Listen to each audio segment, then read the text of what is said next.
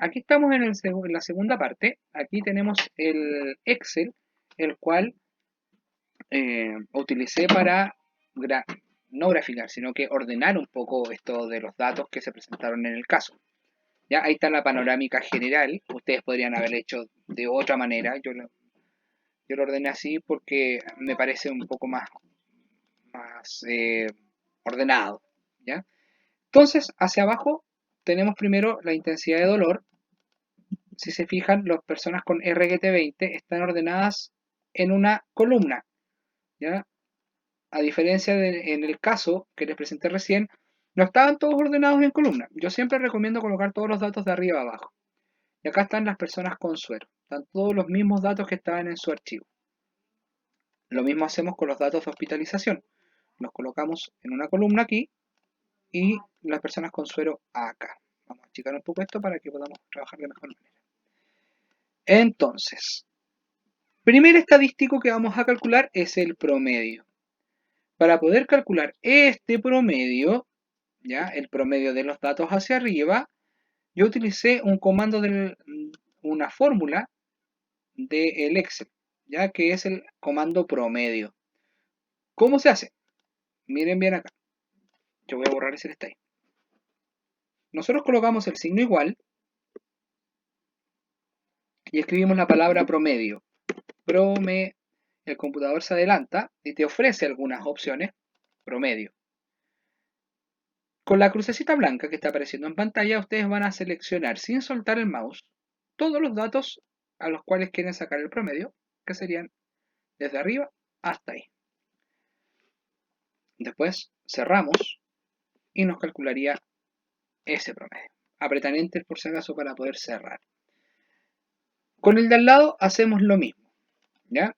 Voy a borrarlo para que ustedes lo hagamos de nuevo. Igual, promedio, doble clic, cruz blanca, apretamos, no soltamos, mantenemos presionado hasta el último dato, soltamos, Enter. Y nos daría ese dato que está ahí. Ahora, como dice bien el archivo, tiene que haber una diferencia porcentual de al menos un 5% para ser relevante el promedio, ¿ya? Para que sea relevante de manera efectiva. Perdón, efectivo de manera relevante. Entonces, vamos a calcular la diferencia. Una diferencia es una resta. Es decir, vean acá, al cuadro C22, que es el cuadro azul, que se encuentra aquí, le resté D22, el anterior. Y ahí podemos tener una diferencia del 0,6. Pero este 0,6 así como está no me sirve, porque lo necesito de manera porcentual. ¿Cómo lo hago para colocarlo de manera porcentual? Miren bien, acá al lado, voy a borrar ese que está ahí para que lo hagamos nosotros. Igual, voy a tomar el primer promedio, ese que está ahí, y lo voy a dividir por ese que está acá, ¿ya? Por la diferencia. Esa división, no, mentira, estaba mal. Vamos a hacerlo al revés. A este dato lo dividimos por ese. Y ahí nos daría la diferencia que en este caso corresponde a aproximadamente un 10%. Miren, si yo lo amplío es 9,8. ¿Ya? Pero es un 10%. Por lo tanto, sí, el promedio se mantiene de manera relevante. Vamos a la desviación media. La desviación media ustedes saben que es un tremendo trabajo, pero en este caso Excel tiene algunas herramientas que nos permiten calcular la desviación media. La desviación media, ustedes insertan ese comando, desprom, es decir, desviación del promedio, o el promedio de las desviaciones. Entonces, ¿cómo lo hacemos? Para que lo vean, lo voy a borrar de ahí. Igual, se dan cuenta que les ofrece un montón de desviaciones, pero necesitamos nosotros la desprom, es decir, el promedio de las desviaciones medias. Así que tomamos todos nuestros datos, puede ser de abajo hacia arriba o de arriba hacia abajo, da lo mismo. Enter. Y ahí tendríamos nuestra desviación media. Lo mismo hacemos con el cuadro de al lado y repetimos lo mismo con la diferencia. Miren, por si acaso acá ustedes tienen la fórmula detrás que está la fórmula que está detrás del número que aparece ahí. ¿Ya? Fui haciendo lo mismo en todos hacia abajo. Entonces, la varianza. ¿Cómo buscamos la varianza? Ustedes van a colocar igual var de varianza, pero hay varias varianzas. Está la varianza en la poblacional, la varianza de una muestra, la varianza incluyendo valores lógicos. Bueno, eso lo vamos a aprender a usar más en cuarto. Vamos acá, varianza de la población total. Apretamos y nos pide nuevamente un rango de números. Tomamos los mismos números, no se olviden que estamos trabajando con esta fila. Por eso es tan importante colocarlos en columna. Así nos permite hacer una mejor selección. Insertamos, ahí está la desviación. Y ahora, nos queda solamente el coeficiente de variación. El coeficiente de variación, vamos a arreglar algo aquí para que aprendan a hacer algo nuevo. En el coeficiente de variación, ustedes lo que tienen que hacer es dividir la desviación estándar. Miren lo que acabo de hacer, coloqué signo igual y seleccioné el cuadro y lo dividen por el promedio, es decir, el número que está ahí arriba.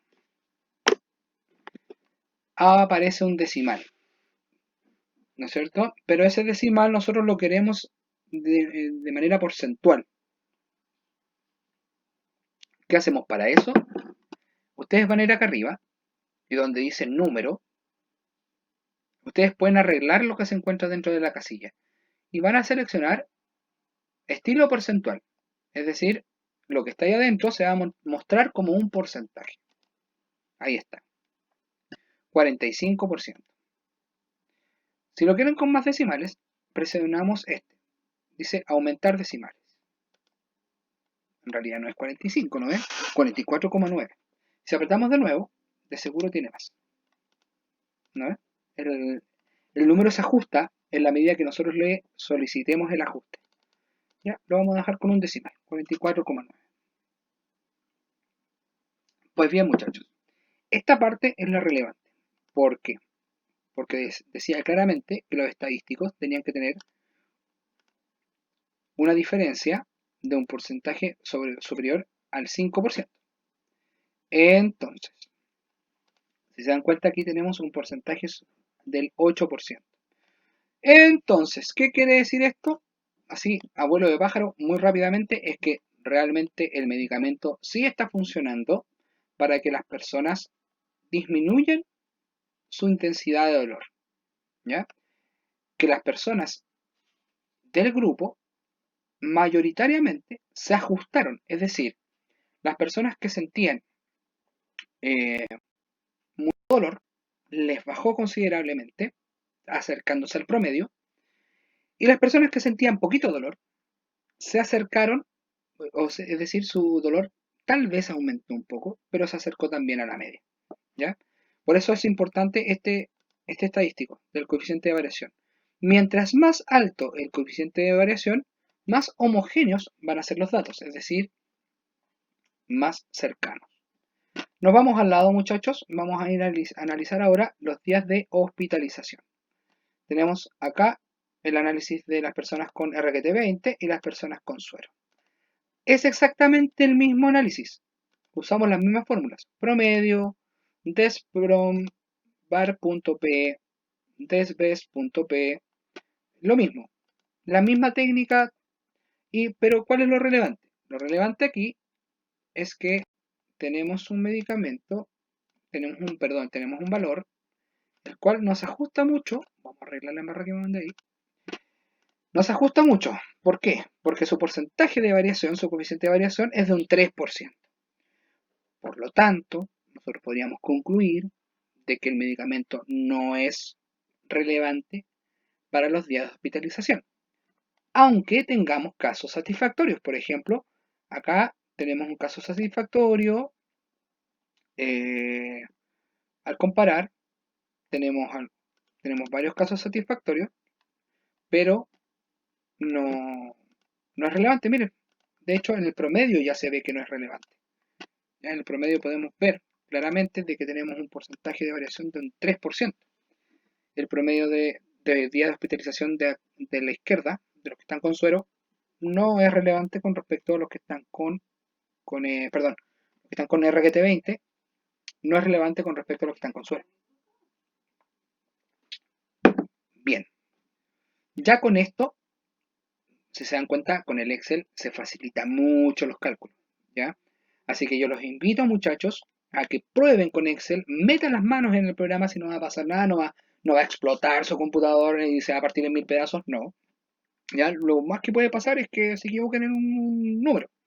Yo en todo caso les voy a subir esta plantilla para futuros trabajos donde tengamos que analizar nuevamente esto porque esto no ha pasado. Esto lo vamos a seguir ocupando durante el año, así que les voy a subir esta plantilla Excel para que ustedes la tengan a mano y puedan recordar cuáles son las fórmulas que estamos utilizando para calcular estos estadísticos. Vamos a la tercera parte, que es el contestar y armar el informe, muchachos.